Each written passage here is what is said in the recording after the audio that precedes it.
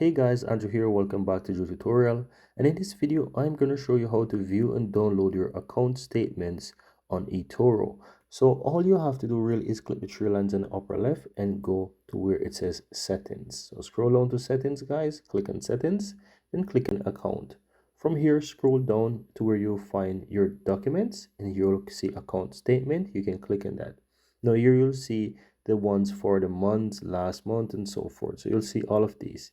Now you can go ahead and you can click. So for example, if I click this month, you will see that it shows me the statement and you will see that it shows PDF and H and Excel. So you can click on that. It shows the PDF version. Then from here, click the three dots on the upper right hand side. And here you have download. Simple click and download and you're downloading it to your phone.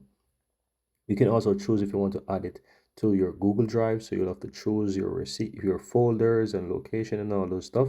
And you'll be able to basically add it to even your Google Drive as well. And that's it. This is very easy and very simple, guys.